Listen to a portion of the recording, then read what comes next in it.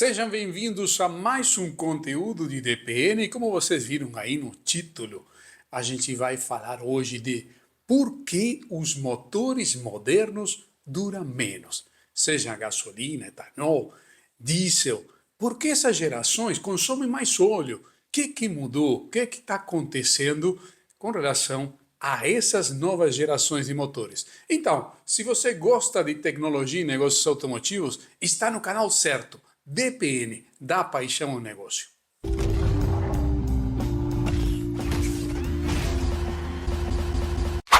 Muito bem, estamos com um conteúdo que estavam propondo na intro. Vamos falar de por que os motores modernos duram menos, por que também esses motores estão consumindo mais óleo, tá? Uma quantidade, às vezes, um pouquinho parece exagerada, de praticamente 1 litro cada 1000 quilômetros, e coisas do gênero. Mas não se trata de fazer um conteúdo polêmico. Hoje, Diego, você está falando mal das novas tecnologias. Não, muito pelo contrário. Aqui em DPN a gente gosta muito e avançamos muito com a evolução tecnológica da indústria automotiva.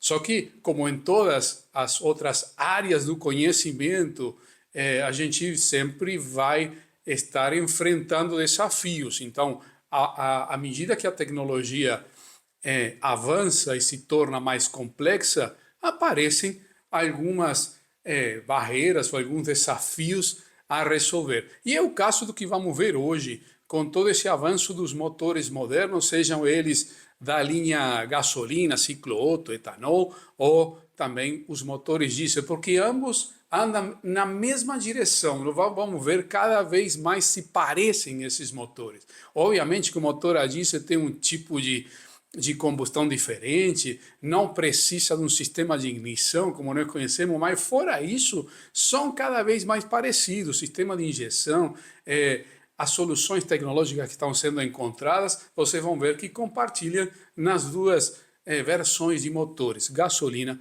ou diesel. Muito bem, mas então, quais são essas soluções? Vou compartilhar aqui com vocês a tela, vejam. Nós vamos começar tomando como exemplo aqui um motor 3 cilindros, porque essa tendência também conhecida como o downsizing, a diminuição do tamanho dos componentes do motor como um todo, redução de peso e tentar extrair o máximo de energia possível numa máquina que diminui de tamanho. Esse é o conceito, né?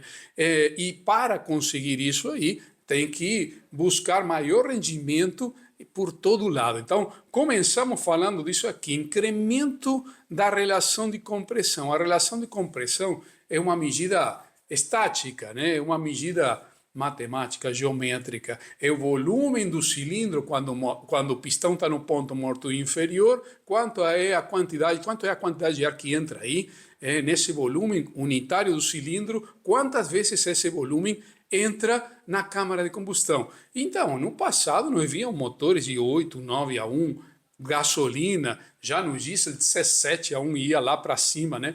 Mas isso, como eu falei, é um cálculo matemático que vai definir essa relação. Quantas vezes o volume de ar que entra no cilindro unitário entra na câmara de combustão, e essa relação 11 a 1, hoje bastante comum, 10,5 a 1, é altíssima, né? Ok, mas depois vamos ter o segundo item que está aqui na nossa lista, que fala do incremento da pressão média efetiva. Por quê?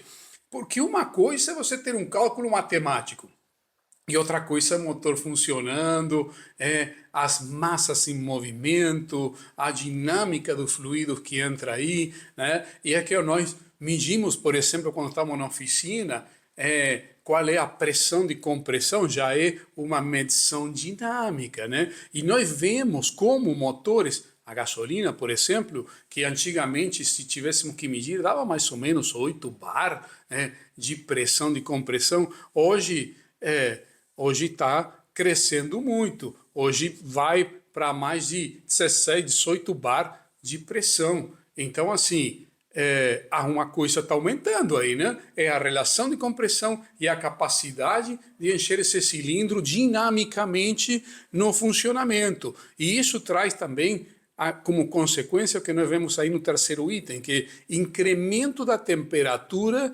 em câmara de combustão. Ou seja, naquele local que a gente comprimiu 10, 12 vezes esse volume de ar, falando em gasolina, no diesel 17, 19, 21 a 1, comprimiu várias vezes esse volume, obviamente que a temperatura desse gás, dessa mistura de ar e combustível, se eleva tremendamente.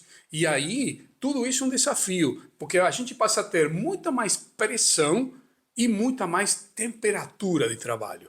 E isso faz com que materiais tenham que suportar essa característica funcional. Mas, ao mesmo tempo, a gente não falou do downsizing. Olha, nós aumentamos pressão, temperatura e diminuímos o tamanho dos componentes. Ou seja, parece que esses caminhos vão por lugares diferentes. Nós deveríamos reforçar, não é? Mas a gente reforça, coloca mais materiais, mais paredes de cilindro, mais espaço entre os anéis de pistão, a gente aumenta o peso, a gente aumenta a inércia, roçamento, ou seja, fricção, tudo isso aumenta e não queremos isso, muito pelo contrário.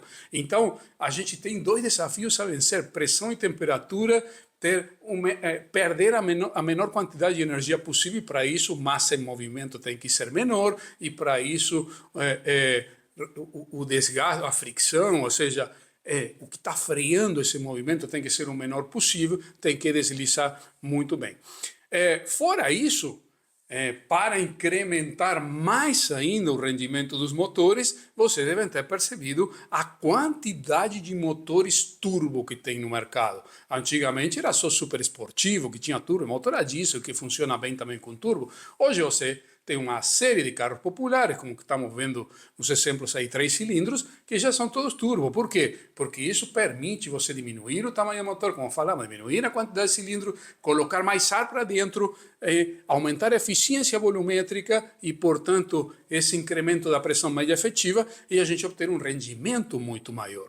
Mas tudo isso num cenário, mais uma vez, de diminuir quantidade de material, quantidade de parede de cilindro, quantidade de tudo. Então o motor começa a ficar comprometido. É claro que também houve uma evolução gigantesca nos materiais, nas capacidades de ligas de alumínio com outros metais nobres e com outros metais que aumentam muito a resistência, tratamentos, nitrurados, de todo tipo de coisas que se faz para que o motor submetido a essa condição de pressão e temperatura aguente, ok?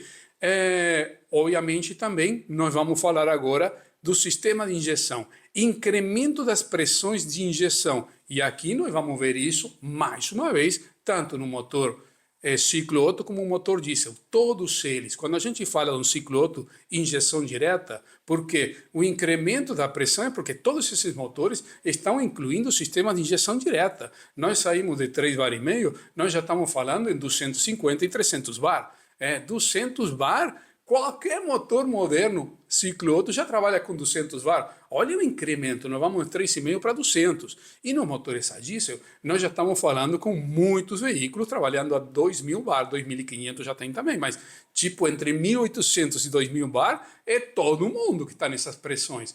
Então é uma pressão de injeção elevadíssima. Por quê? Porque já que a gente aumentou tanto essa relação de compressão, já que aumentou tanto a pressão média efetiva, já que estamos botando o ar para dentro pressurizado com sistema de sobrealimentação, basicamente com turbo, a gente também tem que injetar, vencer essa pressão e fazer esse spray de injeção, como a gente falou. Temos vídeo explicando isso, a parte da vaporização, transformar o combustível em um gás. Isso temos pouco tempo e tem que ser feito agora dentro da câmara de combustão. E necessariamente se aumenta muito a pressão de injeção, e os fabricantes descobriram que quanto maior for a pressão de injeção, a gente tem a capacidade de fazer mais completa essa queima. Só que tem alguns desafios a vencer, tudo isso. E o outro que estamos falando é diminuição do peso e dimensões das peças em movimento e componentes do motor. O que queremos falar aqui? Tudo que vocês estão vendo aqui, pistões, válvulas, foram redimensionados para ficar menores, redimensionados para ficar mais leves, redimensionados para ter tamanhos compactos e reduzidos. Estamos vendo aqui o exemplo, 3 cilindros, já virou tipo moda ter um motor 3 cilindros, né? Válvulas, motores multiválvulas com válvulas pequenas, leves, abrem e fecham rapidamente, menos massa em movimento. Tudo isso tem a ver com obter um maior rendimento do motor. Então, mas tem um preço, tudo isso aí. Essas características gerais nós vamos ver em todos os motores. Só que, vejam só, esse slide que estou compartilhando aqui com vocês está mostrando o seguinte, nesses motores, em todos os motores nós vamos ter basicamente essas 3 forças que vocês estão vendo aqui no que seria nosso ambiente do pistão e cilindro e biela. Pistão, cilindro e biela. Por um lado, a letra P está mostrando que a força do gás da expansão. Depois da explosão, assim, nessa cabeça do pistão, a gente recebe uma força de um gás que se expande a altíssima velocidade e com muita pressão. Tudo isso tem que ser suportado por o pistão. Então aqui tem uma força que incrementou muito. Lembra? Comprimimos mais do normal e ainda colocamos ar para dentro a pressão sobrealimentado por um turbo. Quando aquilo explode, essa força que se descarrega aqui na cabeça do pistão, ela é muito maior. Então tudo isso aqui tem que ser suportar isso aí. Ao mesmo tempo a gente veja o tamanho desses pistões, é mais força de expansão e menor diâmetro não, mas menor parede desses pistões, menor dimensão desse conjunto aqui, pistão e anéis. Ok, isso por um lado. A segunda força que nós temos é a força de deslocamento da biela. Os motores modernos, todos são ou quadrados ou super quadrados. Obviamente, tem algumas exceções buscando torque que talvez não sejam quadrados ou super quadrados. O que é quadrado ou super quadrado? Quando você tem o diâmetro do pistão igual em milímetros ao curso do cilindro. Vamos dizer assim, se eu tenho um diâmetro de 86 milímetros e tenho um curso de 86 milímetros, esse é um motor quadrado. Se eu tenho nesse mesmo curso de 86 milímetros aqui, eu tenho um diâmetro, vamos supor, de 88, ou seja, tenho mais diâmetro de pistão do que curso desse cilindro, esse é um motor super quadrado. Motor que vai girar rapidinho. Geralmente os motores que não são quadrados super quadrados, que tem mais curso porque tem biela mais longa, porque estamos buscando, o fabricante está buscando uma maior condição de torque. Vamos ver alguns dos 3 cilindros que têm essa característica, que deixaram de ser quadrados para utilizar o efeito do torque do motor de baixa cilindrada principalmente. Mas aqui, com a letra F, nós temos uma força muito maior, porque a pressão que estava aqui em cima é maior, então tem que suportar tudo isso aqui. E falamos antes também da temperatura. A temperatura que temos aqui em cima, na câmara de combustão, cabeça do pistão, válvulas, injetor, tudo isso aí, é realmente para cozinhar qualquer coisa. É uma temperatura muito elevada, há um trabalho gigantesco para poder dissipar essa temperatura. E a terceira força que você vê aqui é a força lateral, que está aqui com a letra S, que quer dizer, você tem um pistão que está cursando dentro do cilindro. Quando esse pistão recebe toda a força de cima aqui, da expansão, ele vai ter sempre uma tendência, dependendo para que lado está girando o motor, se é esquerda ou direita, a esse pistão se encostar em uma parede do cilindro. Para isso, existem os motores com pino descentrado, o offset. Temos outro vídeo quando falamos dos 3 cilindros explicando isso, mas a força essa pode ser, vamos dizer assim, atenuada, mas não pode ser eliminada. E quanto maior é a pressão de trabalho, essa força lateral contra o cilindro é maior. E tudo isso tem que ser contemplado, considerado no design do motor.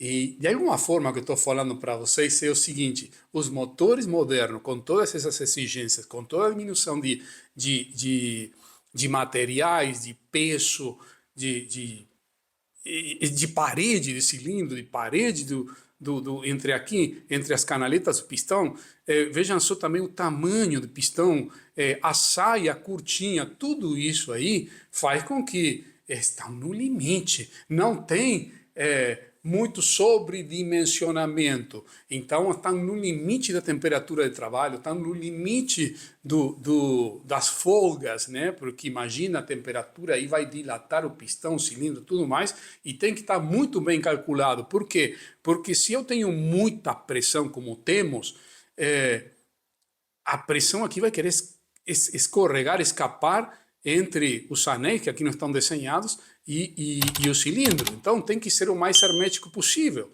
Mas se eu deixo ele muito, muito hermético também, depois não tem um filme de óleo. E se eu não tenho um filme de óleo, tem um desgaste acentuado. Então é um compromisso muito grande. Aí já está grande parte da explicação de por que queima óleo. Porque temos muita pressão de trabalho, temos muita temperatura no anel de fogo, por exemplo, no primeiro dos anéis, e eu tenho que deixar passar algum filme de óleo, porque senão, quem que lubrifica? Não só lubrifica, a gente mostrou em outro vídeo também, a primeira função do óleo do motor é refrigerar, fazer a transferência térmica. Quem faz essa transferência térmica? Então, assim, esses motores modernos vão consumir óleo e não tem para onde correr.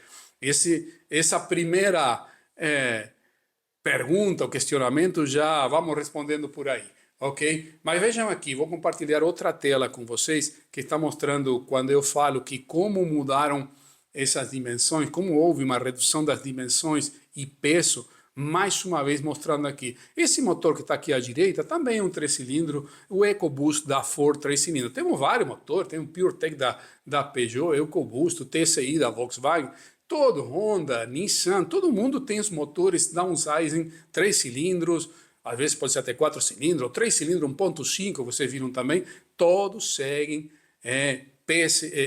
Fiat também, né? Stellantis também tem, todos seguem o mesmo conceito, redução das dimensões do peso. Veja só, aqui eu trouxe um exemplo para vocês verem. Esse pistão aqui do EcoBoost, vejam só quanto assim, a altura desse primeiro cilindro. O anel de fogo é de 1 milímetro. Então, estava falando, você tem um anel de pistão de 1 milímetro que tem que segurar a pancada dessa pressão de expansão e tem que segurar essa pressão de gases ao mesmo tempo também manter um filme de óleo e ele tem que dissipar temperatura e quanto menor a parede desse anel, menor a capacidade de dissipar temperatura. Entende? Agora, e por que se faz um anel tão pequeno? Dois motivos: peso, massa em movimento, diminuir a inércia desse conjunto, e ao mesmo tempo, lembrem que um anel tem que ter uma tensão radial, e quando eu tenho uma superfície fina, de 1 milímetro, com uma tensão radial na parede, eu consigo deixar o cilindro mais hermético, nessa condição de altíssima pressão. É basicamente o que nós vemos em motores de competição. Então, os pistões modernos viraram pistões de carro de corrida. Vejam assim o desenho que tem na cabeça do pistão para trabalhar o fluxo dos gases. Aqui mesmo, nessa região, vira propriamente a câmara de combustão. Então, são elementos altamente elaborados, extremamente tecnológicos, com insertos, como você vê aqui, bimetálicos, para poder contornar a deformação efeito da temperatura. É um elemento extremamente complexo. Então, temos anéis de 1 milímetro, 1.2, o segundo anel, e 2 milímetros, o terceiro. Não víamos isso nos motores convencionais.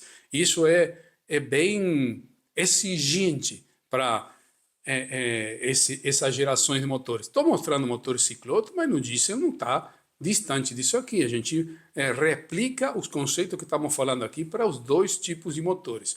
E outra coisa, isso aí traz consigo algumas dificuldades. Quando a gente aumenta a temperatura, quando a gente aumenta a pressão e quando a gente aumenta a pressão do cilindro, né? E quando a gente aumenta a pressão de compressão, sabe, tudo que nós queimamos aí, que vai ser um pouco de combustível e algum resíduo de óleo, como falamos, não tem como não passar óleo para aí, vai resultar em queimas e formação de particulado. Então, tanto os motores de injeção direta ciclo Otto, quanto os motores de injeção direta de altíssima pressão diesel, eles formam particulado. Então vejam esse slide aqui. E esse particulado que nós vemos nesses pistões começa assim a alocar na cabeça do pistão, começa a tomar conta aqui nas canaletas dos anéis, começa a reduzir o movimento desses anéis no sentido da tensão radial, começa a ficar os anéis travados, aí começa a aumentar o consumo de óleo. Então, isso aqui é um particulado extremamente duro, ele fica aí cozinhado, fica aí fundido. É um carvão duríssimo. E tem outro problema, esse carvão duro aí, ele é abrasivo, ou seja, vai lixando, vai raspando. Esse é um problema do aumento da pressão, do aumento da temperatura, do aumento da pressão de injeção. Três características que estão nesses motores. Então, isso está acontecendo, infelizmente, com baixa quilometragem. Nós estamos falando de motores entre 50 e 80 mil quilômetros que já estão com esse problema. Ah, digo, mas 80 mil quilômetros é muito. Não, não é. Um motor ciclo Otto, ele tem que durar acima de 200 mil quilômetros sem ter que abrir o motor. Mas hoje em dia, veja só, qualquer probleminha que a gente tiver, por exemplo, um vazamento do fluido de arrefecimento.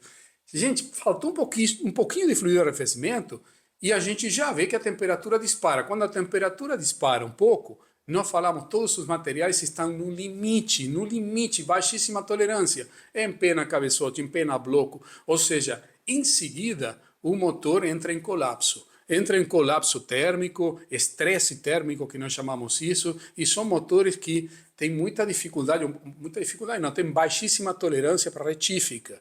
Medidas muito pequenas já tiram um motor de medida que não permite a retífica.